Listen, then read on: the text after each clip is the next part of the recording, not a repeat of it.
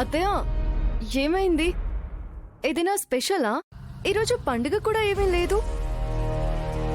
నువ్వు నా ఇంటికి కోడలిగా రావడమే పెద్ద పండగ. నువ్వు శ్రీను నిండు నూరేళ్లు హాయిగా ఉండాలమ్మా. ఏమే నువ్వు మనస్ఫూర్తిగా నీ మాట అంటున్నావే? ఈ మాట గాని మా చెల్లం వింటే పొంగిపోయి ఇక్కడే పడిపోద్దే. అవునండి, కొత్తగా అడుగుతారేంటి? వీళ్ళిద్దరూ బావుండాలి అని కోరుకునే వాళ్ళలో నేను ముందుంటాను. అరే నాన్న, ఈ రోజు కుండపోత వర్షం గ్యారంటీరా. చాలే ఊరుకోండి, మీ వెటకారానికి వేళాపాళా ఉండదు. ఏమే సమయం సందర్భం లేకుండా ఇలాంటి పూజలు చేస్తే చూసే వాళ్ళకి విచిత్రంగానే ఉంటుంది. పూజ చేయడానికి ప్రశాంతంగా ఉండే మనసు, పరిశుభ్రంగా ఉండే ఇల్లు, పూజ గది ఉంటే చాలు కదా. అయినా ఇంటి ఆడపడుచుని అప్పుడప్పుడు ఇలాంటివి చేస్తే మన ఇంటికి మనకి మంచిదే కదా. ఎంతకాలం ఈ బుద్ధి ఏమైందో. మిమ్మల్ని ఇలా చూస్తుంటే చాలా సంతోషంగా ఉంది అత్తయ్య. అరేరే, నువ్వు తలంటు పోసుకున్నావా అమ్మా? అలా ఆరు బయటకు వెళ్లి కూర్చుని జుట్టు ఆరబెట్టుకుందాం రా. వెళ్ళు వెళ్ళు వెళ్ళు. కూర్చో, తల ఆరబెడతాను. చాలా థ్యాంక్స్ అత్తయ్య. మనకి థ్యాంక్స్ ఎందుకమ్మా? ఆద్యా, అన్నట్టు నీ పేరు మీద ఉన్న ఆస్తిని అన్నయ్య పేరు మీద రాసేసావు కదా? అవునత్తయ్య, రాశాను. రామలక్ష్మి అంటే కన్న తండ్రి కాబట్టి రాసేసింది. నువ్వెందుకమ్మా రాయడం? నీ వాటా వెనక్కి తీసుకుని నా పేరు మీద రాయొచ్చు కదా. ఓ, అందుక ఇంత ప్రేమ? తప్పుగా అనుకోకు. డబ్బంటే ఎవరికి మాత్రం చేదు? చేతికొచ్చిన అవకాశాన్నైనా వదిలిపెట్టచ్చేమో కాని ఆస్తిని వదిలిపెట్టకూడదు కదా. ఈ కాలంలో పైసాయే పరమాత్మ అన్నారు కదా. డబ్బుంటేనే గౌరవమో విలువ. నువ్వు అమెరికా నుంచి రూపాయి తీసుకురాకపోయినా, కట్నం కింద మాకు చిల్లి గవ్వ ఇవ్వకపోయినా మేమెప్పుడైనా ఏమైనా అన్నావా? లేదు కదా. రేపనే రోజు మనం బావుండాలి అంటే, కష్టాలు పడకూడదు అంటే, ఖర్చులకి డోకా ఉండకూడదు అంటే, అలాంటివి ఇలాంటివి ఏవి ఉండకూడదు అంటే ఆస్తి మన చేతిలో ఉండాలి కదమ్మా. అంటే అత్తయ్య, ఆల్రెడీ పెదనాన్న పేరు మీద రాసేసాను కదా. ఇప్పుడు మళ్ళీ వెనక్కి తీసుకోవడం కరెక్ట్ కాదేమో. ఊరుకో ఆద్యా, భలే దానివి.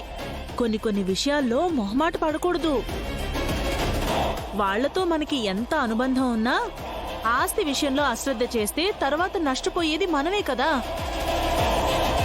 ఇప్పుడు నువ్వు ఆ ఆస్తి నా పేరు మీద రాసావనుకో, రేపు నువ్వు నేను ఇప్పట్లాగే చాలా సంతోషంగా ఉంటాం.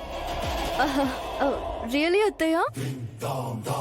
పోనీ నా పేరు మీద వద్దనుకుంటే నా కొడుకు పేరు మీద రాయి. వాడెప్పుడు నీ కొంగు పట్టుకునే తిరుగుతూ ఉంటాడు కదా. సారీ అత్తయ్య, మీరు వేరే ఇంకేదైనా అడగండి, నేను కాదనను. కానీ నేను పెదనాన్నకి ఒక్కసారి మాటిచ్చి ఆస్తి రాసిచ్చాక తిరిగి దాన్ని ఆశించలేను. మరి నా కొడుకుని పెళ్లి చేసుకుని చేతిలో చిల్లి గవ్వ లేకుండా ఎలా బతుకుదామని? రేపు మా అన్నయ్య కూడా తన పేరు మీద ఉన్న ఆస్తంతా రామలక్ష్మి పేరు మీద ఇచ్చేస్తే నువ్విలా సింపుల్ గా తీసి పారేస్తే కుదరదే. నిన్ను కట్టుకున్న నా కొడుకు పరిస్థితి ఏమవ్వాలి? అదేంటత్తయ్య అలా మాట్లాడుతున్నారు? శ్రీను ఏదో బిజినెస్ చేస్తాడు, శ్రీనుకి తోడుగా బిజినెస్ లో నేను హెల్ప్ చేస్తాను. ఇది మరీ బాగుందే.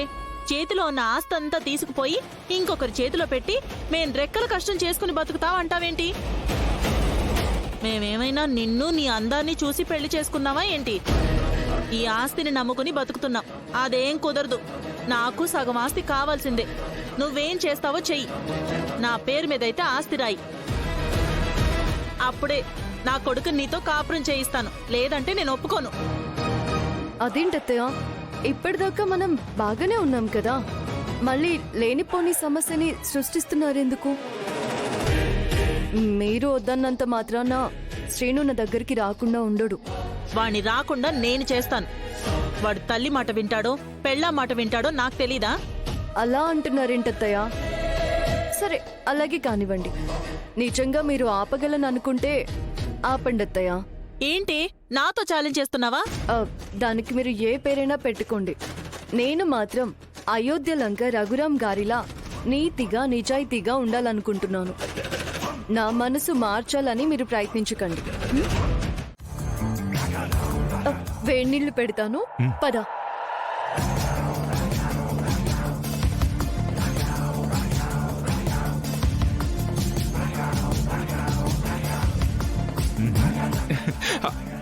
అరే ముగ్గు భలే ఉందే, ఎవరు వేశారు?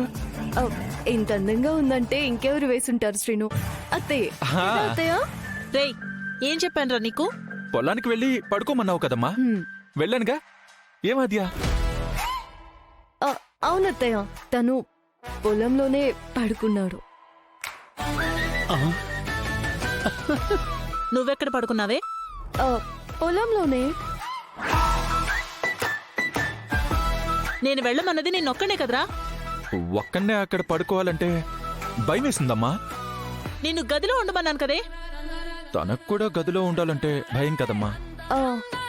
అందుకే ఇద్దరం పక్క పక్కనే ఉంటే కొంచెం ధైర్యంగా ఉంటుందని కలిసి తోడుగా వెళ్ళాం. ఎరా రాత్రి పొలానికి బాగా కాపలా కాచారా? చాలా బాగా కాపలా కాసాం నాన్న, అస్సలు నిద్రపోలేదు. శభాష్.